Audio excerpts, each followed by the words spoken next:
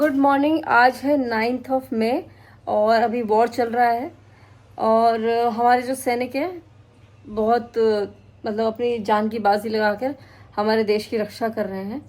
और एक चीज़ है, मैं अपने सभी देशवासियों से ये कहना चाहती हूँ कि जब वॉर होता है या 15 अगस्त होता है या 26 जनवरी होती है या फिर कोई ऐसा एक पेट्रियोटिक टाइम आ जाता है, तब हमें अचानक से अपने सोल्जर्स अच्छे लगने लगते हैं। तब हम अपने अचानक से अपने सोल्जर्स की वाहवाही करते हैं, हम इंस्टाग्राम पे उनके लिए वीडियो डालते हैं, रील्स डालते हैं। लेकिन जब एक्चुअली उनको ज़रूरत होती है ना, तब हम होते ही नहीं है वहाँ पे। एक छोटा सा एग्जांपल मैं बताती हूँ। और इन सोल्जर्स के साथ लिटरली होता भी है गड़बड़, लाइफ में बहुत सारी चीज़ें गड़बड़ भी होती हैं। मैं बताती हूँ कैसे। एक छोटी सी एग्जांपल मैं देती हूँ। मैं और मेहिका कोटा से आ रहे थे, तो हमारा रिजर्वेशन तो कंफर्म था। तो हमारे साथ एक लड़का बैठा था, अच्छा लंबा था, 6 फुट 3 इंच का होगा, and he was very young, 26-27 साल का लड़का। तो बैठा था और अपना खाना खा रहा था। तो 6 बजे उसने अपना डिनर कर लिया एंड आई वॉज सरप्राइज कि 6 बजे इतने यंग लड़के ने डिनर कर लिया। तो फिर हमने अपना खाना 8 बजे खाया। तो वो लड़का भी हमें देख रहा था बहुत देर से, हम भी देख रहे थे। वो मीका को देख रहा था एक्चुअली कि मीका के हाथ में फ़ोन नहीं है। तो क्योंकि बाजू में ही एक और बच्चा बैठा हुआ था जो कि शायद 5 या 6 साल का था, जिसके हाथ में हमेशा फ़ोन था। मतलब जब से वो बैठा था दिल्ली से, वो लड़का भी यूपी से आ रहा था। वो यूपी से आ रहा था, दिल्ली से इस ट्रेन में बैठा, और उसने तब से वो दूसरे बच्चे को भी वो ऑब्जर्व कर रहा था कि उस बच्चे के हाथ से फ़ोन नहीं हटा। और उसने मिहिका को देखा कि मिहिका के हाथ में फ़ोन नहीं था। तो अचानक से उसने मुझसे बात ये स्टार्ट करी कि आपने इसको फ़ोन नहीं दिया क्या? मैंने कहा नहीं, वो नहीं, उसको कम देती हूँ मैं, बहुत कम। बोले वो तो देखो बच्चा, वो तो रोने लग जाता है। तो फिर ऐसी बातों बातों में पता चला कि वो लड़का नेवी ऑफिसर है। अभी अभी उसकी पोस्टिंग जो है कोचीन, मतलब उधर हुई है, केरला, है ना। तो उधर ही जा रहा था वो, केरला। फिर बातों बातों में ये पता चला कि उसका जो रिजर्वेशन है वो हुआ ही नहीं है, वो एक RAC टिकट पर है। तो आई एम सरप्राइज एंड वो वाई ही वो सिटिंग देयर, क्योंकि वो जो जगह थी वो बड़ौदा तक, वहाँ पे कोई आने वाला नहीं था। या मतलब उसको ये पता चल गया था कि उसने कैंसिल कर दी है जिसकी वो जगह थी, वो टिकट।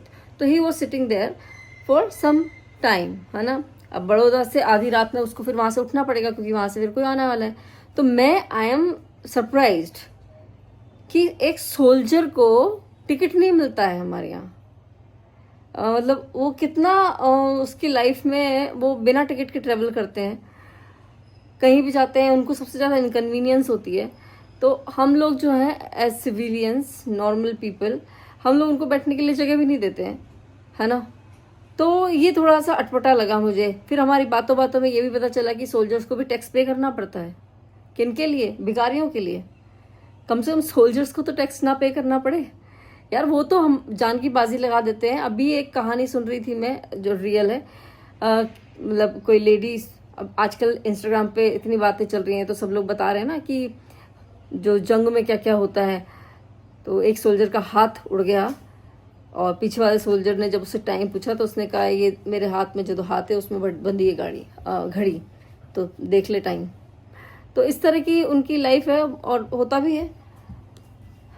तो यार ये थोड़ा सा ना मुझे थोड़ा अजीब लगता है। बट यही है कि हमें सोल्जर्स को रिस्पेक्ट देनी चाहिए थोड़ा। अगर यार ट्रेन ब्रेन में तो जगह दे दिया करो यार। हाँ, बैठने के लिए जगह दे दिया करो। वो तो इतना यंग लड़का था। यंग लड़के तो फिर भी कर लेते हैं, सोल्जर्स भी कर लेते हैं, है ना। क्योंकि सोल्जर्स की तो क्या है, वो रिटायरमेंट एज भी थोड़ी जल्दी होती है ना, तो यंग ही रहते हैं, तभी रिटायर हो जाते हैं। तो हमें हमारे सोल्जर्स की एक्चुअली रिस्पेक्ट करनी चाहिए। बाकी गवर्नमेंट क्या करती है उनके लिए वो तो हमें नहीं पता। और दूसरा ये कि यार थोड़ा सा ना अपनी जात पात, अपनी भाषा, मराठी बोलना पाहिजे तुला, कन्नड़ बोलना पाहिजे तुला, जिस भाषा में आपको जो समझ में आ गया वो ठीक है ना यार। आप जात पात से ऊपर उठो, आप भाषाओं से ऊपर उठो, थोड़ा सा इंसानियत के अंदर आओ, है ना। इंसान बनो। ये इंटरनल वॉर मत करो, ये सब मत करो कि हम भीम हैं, हम ब्राह्मण हैं, हम क्षत्रिय हैं, हम क्रिश्चियन हैं, है ना। तो ये सब, इन सब चीज़ों से ऊपर उठ जाओ। हम सब इंडियन हैं और मिलजुल के रहो। मतलब इंडिया में भी पता नहीं, ये तो बहुत ही कंफ्यूजिंग है। ये तो बहुत ज़्यादा कंफ्यूजिंग है कि आदमी पाकिस्तानी, उसकी बीवी हिंदुस्तानी। नॉर्मली होता ऐसा है कि जब वाइफ की शादी हो जाती है, लड़की की शादी हो जाती है, तो वो अपने पति के घर जाती है। तो ये कैसे कर रहे हैं ये लोग? मतलब इनकी बीवियां इंडिया में ही रुक गई, आदमी पाकिस्तान में है, और फिर ये लोग आते हैं इंडिया, हर साल एक एक बच्चा प्रोड्यूस करते हैं, मतलब 15-15, 20-20 बच्चे हैं इनके, है ना। तो ये इंडिया में पाकिस्तान बनाने की इनकी तैयारी थी। ये तो अच्छा किया, खैर काफ़ी लोगों को डिपोर्ट कर दिया वापस, जिसमें भी सब लोग अब यही कह रहे हैं कि अच्छा नहीं किया इन्होंने, अच्छा नहीं किया। तो भाई पाकिस्तान में शादी करने से पहले सोचो ना ये बात। तो पाकिस्तान तो हमारा दुश्मन मुल्क है, वहाँ शादी क्यों करनी? 1947 के टाइम पे जो लोग रह गए वो अलग बात है, लेकिन अब नए रिश्ते क्यों बनाने हैं वहाँ पे, ये नहीं समझ में आता। ये तो फिर आप इसीलिए बनाते हैं ना ये लोग कि कुछ तो चल रहा है यहाँ पे। एनीवेज, अभी आजकल की करंट सिचुएशन को देखते हुए हम लोग सब ये प्रे करें कि हमारे जो जवान बॉर्डर पे लड़ रहे हैं, भगवान उनको सलामत रखे। और जो बॉर्डर पे जितने भी गांव हैं, पूरे बॉर्डर पे जम्मू से लेके भुज तक जितने भी गांव हैं, वहाँ के जो सिविलियंस हैं, भगवान उन सबको भी सलामत रखे।